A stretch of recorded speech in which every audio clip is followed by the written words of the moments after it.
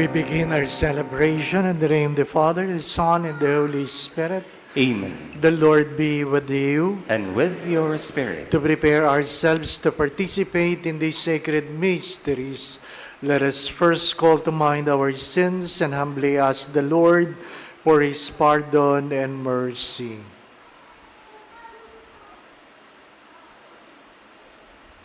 I confess to Almighty God and to you, my brothers and sisters, that I have greatly sinned in my thoughts and my words, in what I have done, in what I have failed to do, through my fault, through my most grievous fault.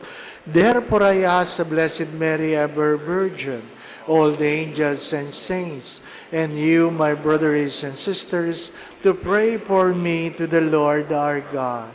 May Almighty God have mercy on us, forgive us of our sins, and bring us all to everlasting life. Amen. Lord, have mercy. Lord, have mercy. Christ, have mercy. Christ, have mercy. Lord, have mercy. Lord, have mercy. Let us pray.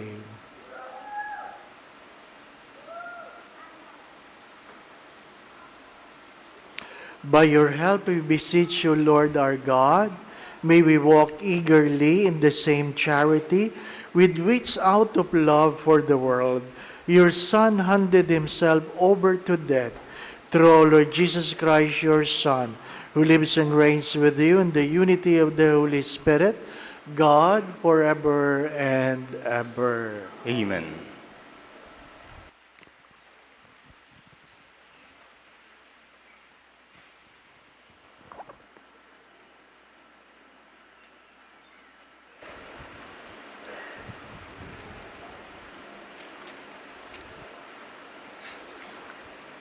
A reading from the book of the prophet Isaiah.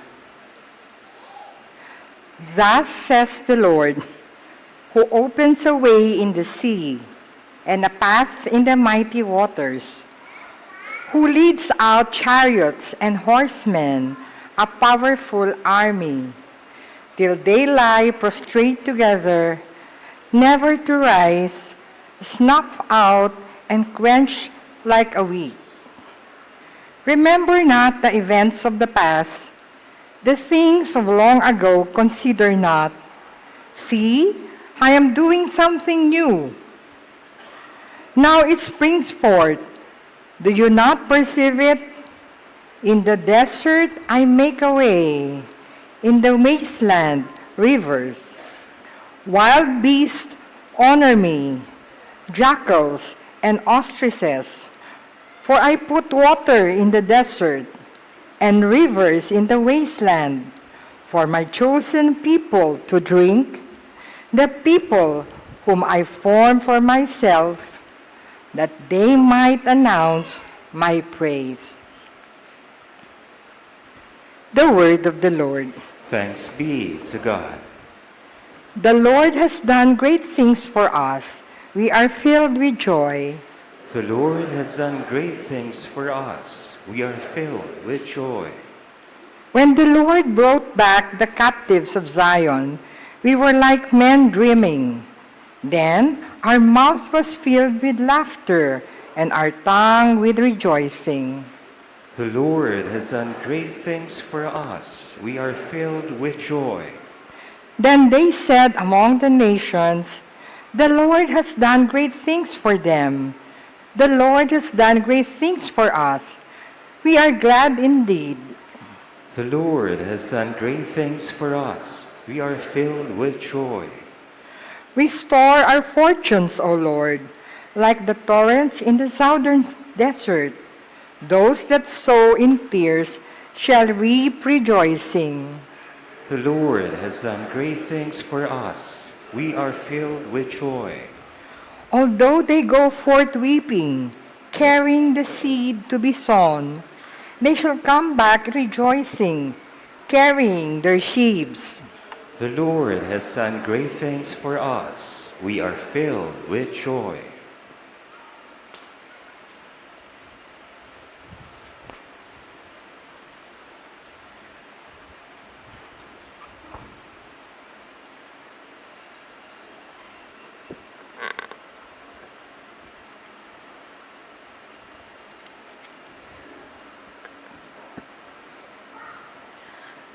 A reading from the letter of St. Paul to the Philippians. Brothers and sisters, I consider everything as a loss because of the supreme good of knowing Christ Jesus, my Lord. For his sake, I have accepted the loss of all things, and I consider them so much rubbish that I may gain Christ and be found in him, not having any righteousness of my own based on the law, but that which comes through faith in Christ, the righteousness from God. Depending on faith to know him and the power of his resurrection and the sharing of his sufferings by being conformed to his death, if somehow I may attain the resurrection from the dead. It is not that I have already taken hold of it or have already attained perfect maturity, but I continue my pursuit in hope that I may possess it, since I have indeed been taken possession of by Christ Jesus. Brothers and sisters, I, for my part, do not consider myself to have taken possession. Just one thing, forgetting what lies behind, but straining forward to what lies ahead. I continue my pursuit toward the goal, the prize of God's upward calling in Christ Jesus. The word of the Lord. Thanks be to God.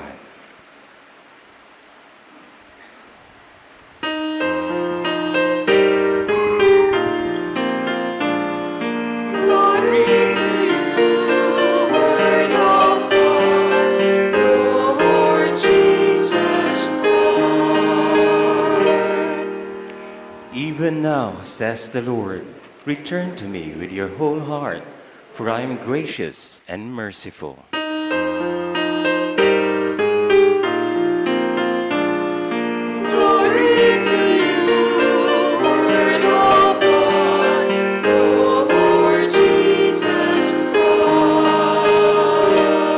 The Lord be with you. And with your spirit, A reading from the Holy Gospel according to St. John. glory to you, O Lord.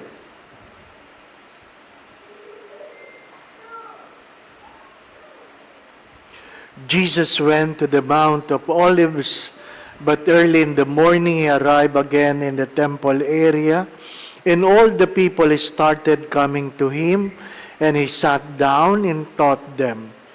Then the scribes and the Pharisees brought a woman who had been caught in adultery and made her stand in the middle.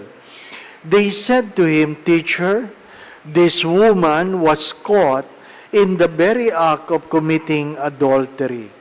Now, in the law, Moses commanded us to stone such women. So what do you say?" They said this to test him, so that they could have some charge to bring against him. Jesus bent down and began to write on the ground with his finger. But when they continued asking him, he straightened up and said to them, "Let the one among you who is without sin be the first to throw a stone at her." Again he bent down and wrote on the ground, and in response they went away one by one, beginning with the elders. So he was left alone with the woman before him. Then Jesus straightened up and said to her, "Woman, where are they? Has no one condemned you?" She replied, "No one, sir." Then Jesus said, "Neither do I condemn you. Go, and from now on, do not sin anymore."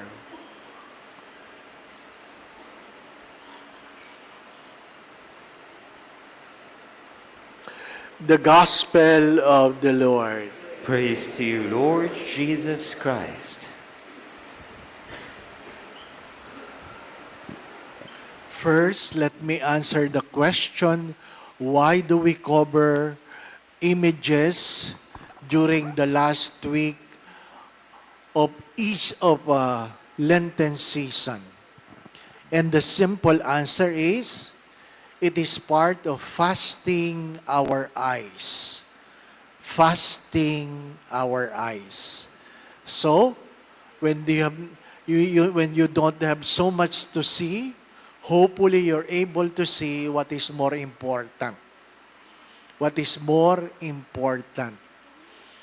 If you have noticed, in the olden times, the monk would walk with their hood covering almost part of their face, so that their visions is limited to what is important. Hanggang kailan yan, Father? Hanggang Black Saturday. Ano po? What is the gospel and the readings of today trying to tell us? Let me begin with a story. Before the 4:30 p.m. Mass, a good friend of mine sent a message because their brother is in the ICU. And earlier, they said, we have decided to stop all invasive treatment for him. It's one way of saying, we have surrendered. We have surrendered. Honestly, before the 6 p.m. Mass, I did not check the message. Why? I'm afraid to see he's dead. My dear friends, my brothers and sisters, the only certain in this world is uncertainty. You can be strong in the morning and dead in the evening. You can be rich today, tomorrow you'll be poor. You do not know. That's why the first reading reminds us of being careful on what you are holding on. Palagi ko yan sinasabi. Pag ikaw ay mayroong 100 problema, the moment you get sick, you forget all your problems. And you will only have one problem. And what is that? That you get healed from your sickness. Anong hinihingi ng mga taong ang mahal nila sa buhay ay mayroong karamdaman? Humihingi ba sila ng yaman, ng tagumpay, ng palakpak?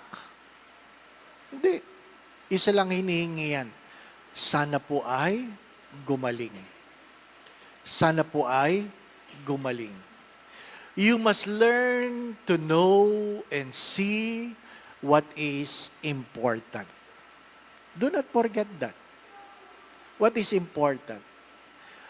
Perhaps you know the story of people complaining about people inside the church. Complaining about people in their community. And the priest said, I want you to fill this glass with water to the brim, and the whole day, you walk around the city streets. And the woman walked around the city streets for the whole day. And she cannot avoid that the water will throw. In the evening, the priest asked her, have you noticed the man in the corner of these streets? Have you noticed the quarrel? Have you noticed the car that's stalled in this street? And so on and so forth. And the answer was, I'm sorry. I did not notice. And the priest said, why? Because I was focused on the water inside the glass. My dear friends, what are the things you are busy looking for? What are your preoccupations? What makes you busy? Or perhaps what have you been praying for? First, keep this in mind. Knowing the sins of your neighbor will never make you holy.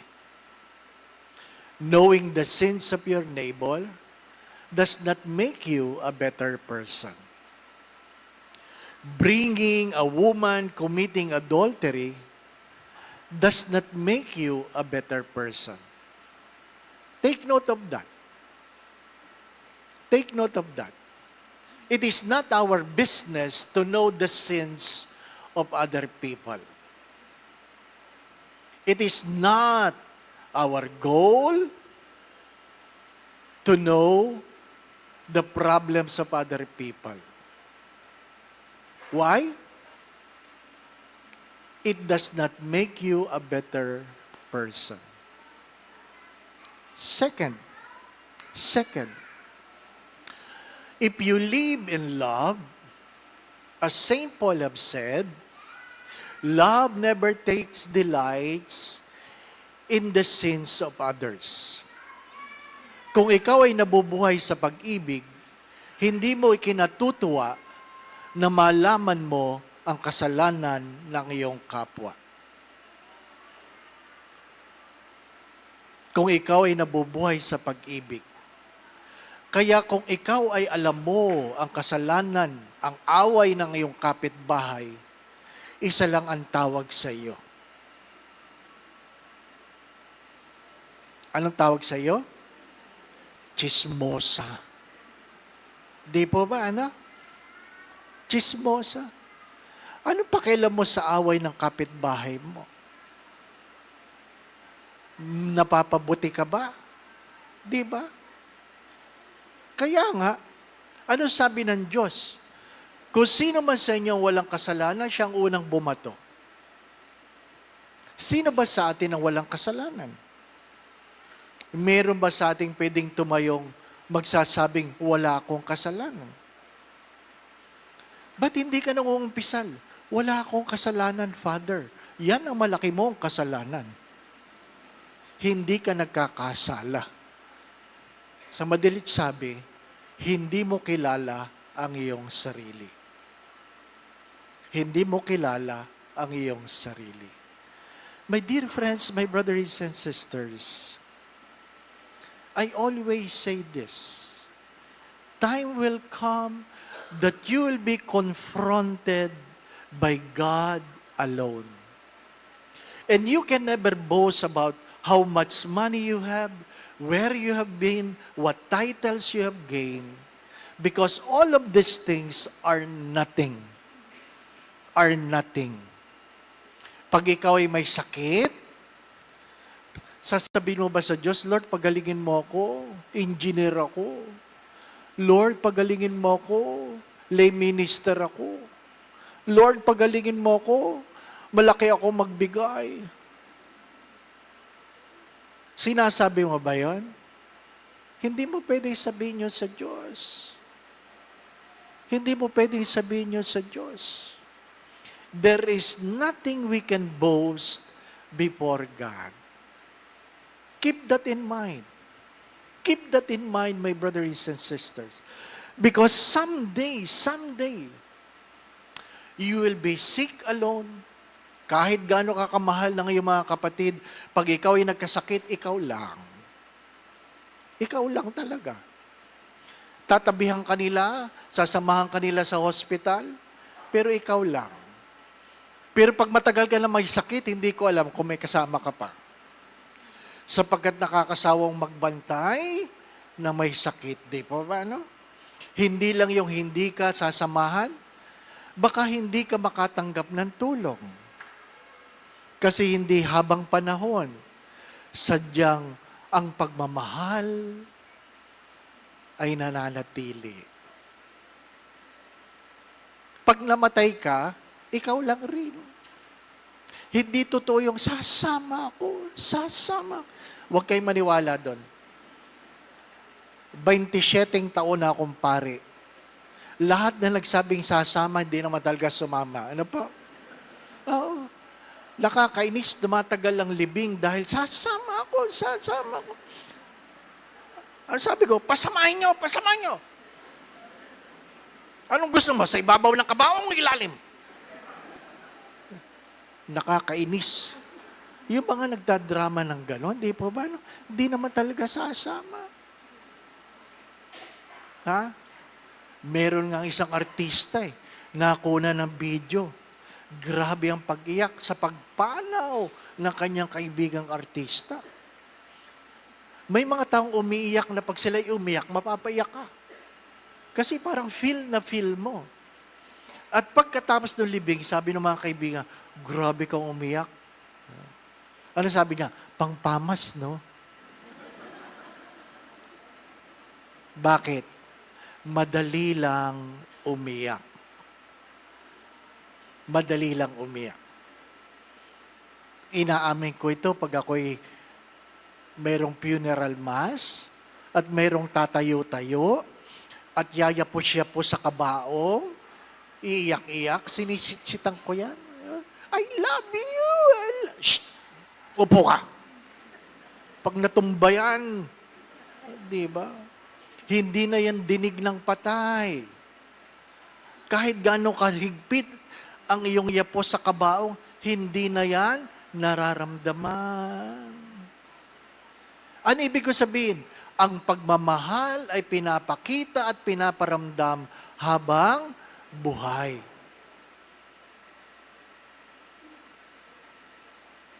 Kaya malungkot na buhay tayo, hindi mo maramdaman na merong nagmamahal. Kailan lang pinupuri ang tao? Kapag patay na. Kapag patay na. At hindi mo alam ngayon kung totoo talaga yung sinasabi. Kaya habang pinupuri yung patay, tumayo ang asawa, tiningnan ng tao sa kabaong, sabi ng anak, Ma, namimiss mo ba si Papa? Hindi. Sinisigurado ko lang na Papa mo ang patay. Bakit, Ma? Ang gaganda na sinasabi nila. Di ba? Pero pag buhay, hindi natin pinupuri ang ating mga magulang. Hindi natin pinupuri ang ating mga kapatid. Ang ating nakikita ay ang kanilang pagkakamali. Again, my brothers and sisters, please remember this. Knowing the sins of other people does not make you a better person. Second, if you are really living in love, you should never take delight on the sins of others. And lastly, whether you like it or not, all of us will stand in the judgment of God. The measure you give is the measure that will be given to you. Amen.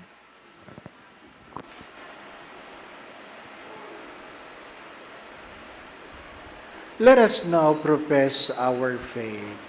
I believe in one God, the Father Almighty, maker of heaven and earth, of all things visible and invisible. I believe in one Lord Jesus Christ, the only begotten Son of God, born of the Father before all ages, God from God, light from light, true God from true God, begotten not made, consubstantial with the Father. Through Him all things were made. For us men and for our salvation, He came down from heaven, and by the Holy Spirit was incarnate of the Virgin Mary and became man. For our sake He was crucified under Pontius Pilate. He suffered death and was buried, and rose again on the third day in according with the Scriptures. He ascended to heaven, and is seated at the right hand of the Father. He will come again in glory to judge the living and the dead, and His kingdom will have no end. I believe in the Holy Spirit, the Lord, the giver of life, who proceeds from the Father in the Son, who with the Father and the Son is adored and glorified, who has spoken through the prophets. I believe in one holy, Catholic, and Apostolic Church. I confess one baptism for the forgiveness of sins, and I look forward to the resurrection of the dead and the life of the world to come. Amen. My dear brothers and sisters, encouraged by Jesus' merciful attitude toward the sinful woman, let us present our petitions to Him for our own needs and the needs of other people. In every petition, let our response be, merciful Jesus, hear us. Merciful Jesus, hear us. For the Church and her leaders, while firmly upholding the moral principles, may they show compassion toward those who fail to live up to those principles. Let us pray.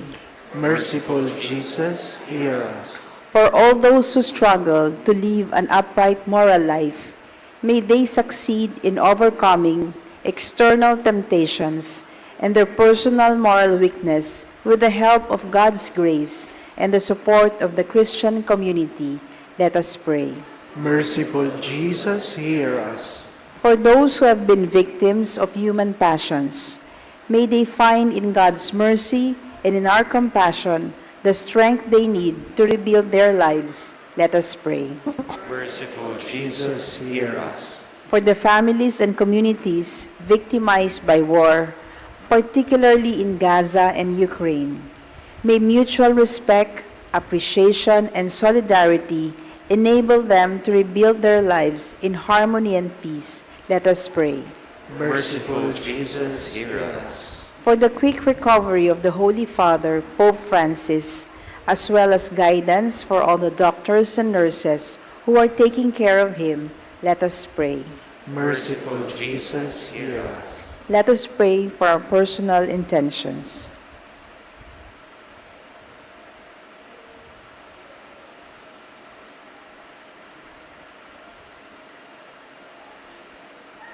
Let us pray. Merciful Jesus, hear us. God, our loving Father, keep us under your protection and guide us along the way of compassion and mercy towards our brothers and sisters. This we ask through Christ our Lord. Amen. Pray, my brothers and sisters, that the sacrifice of yours and mine be made acceptable to God, the Almighty Father. May the Lord accept the sacrifice at your hands for the praise and glory of His name, for our good and the good of all His holy church. Hear us, Almighty God, and having instilled in your servants the teaching of the Christian faith, graciously purifying them by the working of this sacrifice through Christ our Lord. Amen. The Lord be with you. And with your spirit, Lift up your hearts. we lift them up to the Lord. Let us give thanks to the Lord our God. It is right and just. It is truly right and just, our duty and our salvation, always and everywhere, to give you thanks, Lord, Holy Father, Almighty and eternal God. For you will that our self-denial should give you thanks, humble our sinful pride, contribute to the feeding of the poor, and so help us imitate you in your kindness. And so we glorify you with countless angels, as with one voice of praise we acclaim. You are indeed holy, O Lord, the fount of all holiness. Make holy, therefore, these gifts, we pray, by sending down your Spirit upon them like the dew fall, so that they may become for us the body and blood of our Lord Jesus Christ. At the time he was betrayed and entered willingly into his passion, he took bread, gave you thanks, broke the bread, gave it to his disciples, saying, Take this, all of you, and eat of it, for this is my body, which will be given up for you.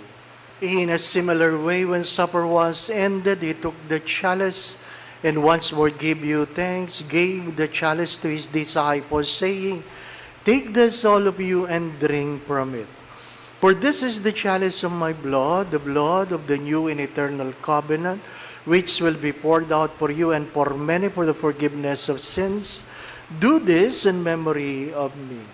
Therefore, as we celebrate the memorial of his death and resurrection, we offer you, Lord, the bread of life in the chalice of salvation, giving thanks that you have held us worthy to be in your presence and minister to you. Humbly we pray that partaking of the body and blood of Christ, we may be gathered into one by the Holy Spirit. Remember, Lord, your church is spread throughout the world, and bring her to the fullness of charity, together with Francis, our Pope, Jose, our Bishop, all the bishops and all the clergy. Father, please hear the prayers of your children, gathered here before your holy presence.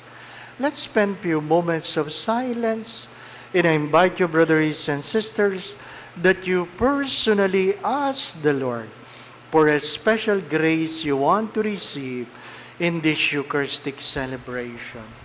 Ask the Lord.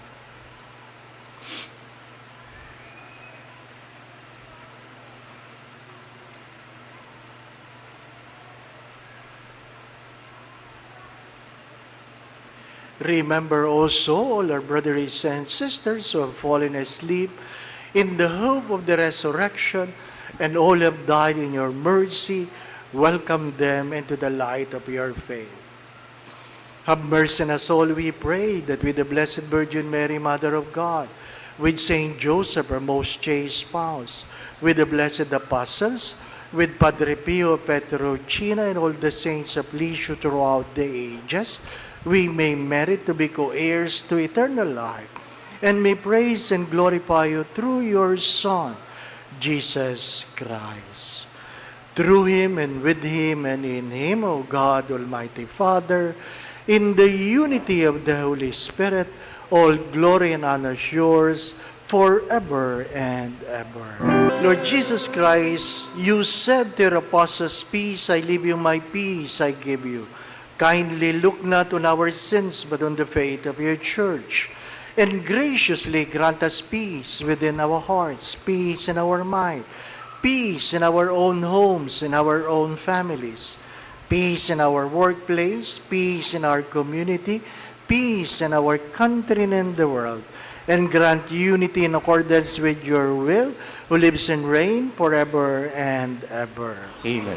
My dear brothers and sisters, the peace of our Lord be with you always. And with your spirit. Let us now bless one another by giving each other the sign of peace. Peace be with you. My dear brothers and sisters, this is Jesus, the Lamb of God, who takes away the sins of the world. Blessed are you who are invited here to receive him in Holy Communion. Lord, I am not worthy that you should enter under my roof, but only say the word, and my soul shall be healed. May the body and blood of Christ bring us to everlasting life. Amen.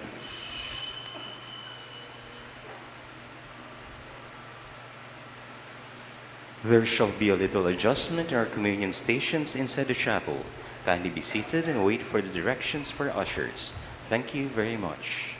Let us pray the prayer of Padre Pio Petrocina. Please kneel. Stay with me, Lord, for it is necessary to have you present so that I do not forget you. You know how I easily abandon you.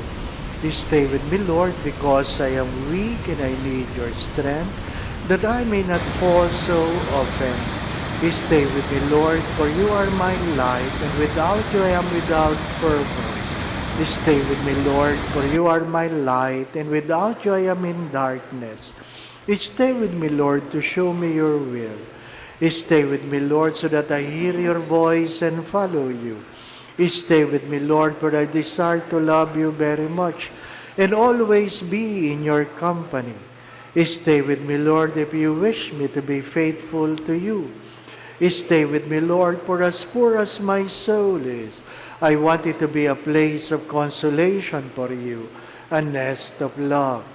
Stay with me, Jesus, for it is getting late, and the day is coming to a close, and life passes, death, judgment, eternity approaches. It is necessary to renew my strength so that I will not stop along the way, and for that I need you. It is getting late and death approaches. I fear the darkness, the temptation, the dryness, the cross, the sorrows. Oh, how I need you, my Jesus, in this night of exile. Stay with me tonight, Jesus, in life with all its dangers, I need you. Let me recognize you as your disciples did at the breaking of the bread, so that the Eucharistic communion be the light which disperses the darkness, the force which sustains me, the unique joy of my heart.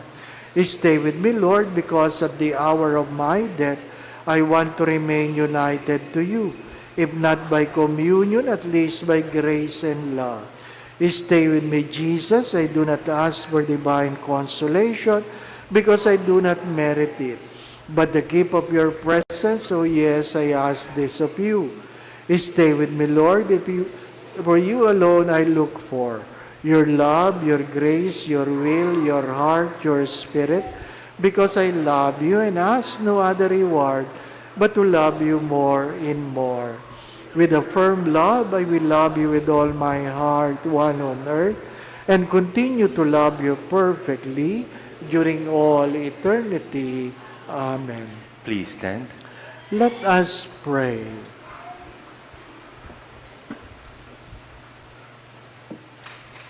We pray, Almighty God, that we may always counted among the members of Christ, in whose body and blood we have communion, who lives and reigns forever and ever. Amen. Please be seated for a moment. In response to the call of our beloved Archbishop, Cardinal Joe Advincula, and in the spirit of the Lenten season, we will have a second collection for our brothers and sisters in Myanmar who were affected by the recent earthquake. In their behalf, maraming salamat po sa inyong kagandahang loob. We have some more announcements. On Sunday, April 13, we will celebrate the Palm Sunday of the Lord's Passion. Everyone is encouraged to bring their palm branches for a blessing at the beginning of each Mass. On April 14 to 16, Holy Monday to Holy Wednesday, we shall have our Lenten recollection after the 6 p.m. Mass. For more details, you may refer to the announcements posted on the bridges or visit our official Facebook page. Thank you. Please stand. Before the final blessing, may we call all those who are celebrating their birthday for this month of April to come forward so we can pray for you. Birthday celebrator for the month of April. Kayo na po humingi ng regalo sa Diyos. Ano po? May invite everyone to stretch forth your hands towards them and let us ask the Lord to bless them.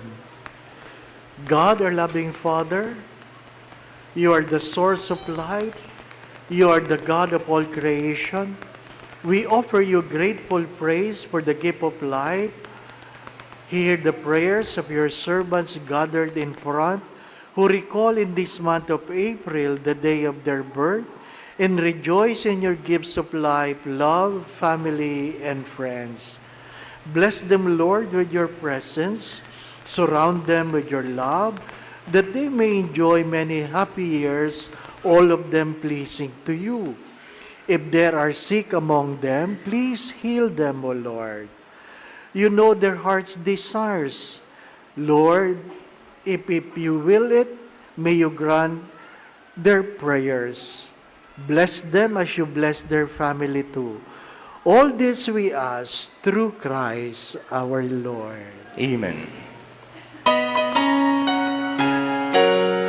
Happy birthday to you. Happy birthday to you. Happy birthday, happy birthday, happy birthday to you. Happy birthday to you. Happy birthday to you. Happy birthday, happy birthday. Happy birthday to you. May you have many more happy birthdays to come. Yan. Kahit Lent, magpakain kayo. Oo. Huwag kayo madamot. Ano po? Pero kung gusto niyo ng tip, if you can afford maybe a piece of chicken, buy it and give it someone who is in the road. Ano po? Yung nakita ninyong pulubi dyan sa tabing kalsada, sabihin mo lang birthday ko. Di ba, ano? And I assure you, God will bless your good heart. Again, happy birthday.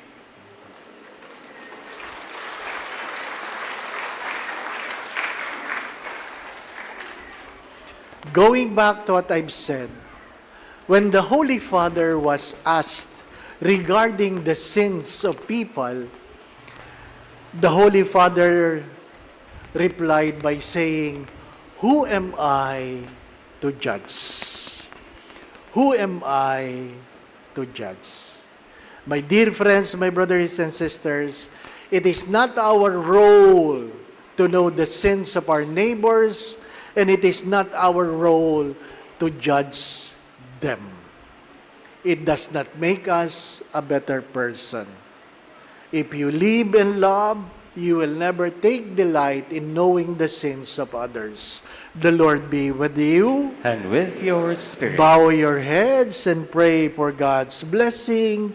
Bless, O Lord, your people who long for the gift of your mercy, and grant that what at your prompting they desire, they may receive by your generous gift through Christ our Lord. Amen. And may Almighty God bless you and your family, the Father, the Son, and the Holy Spirit. Amen. The Mass has been offered. We go in peace to love and serve the Lord.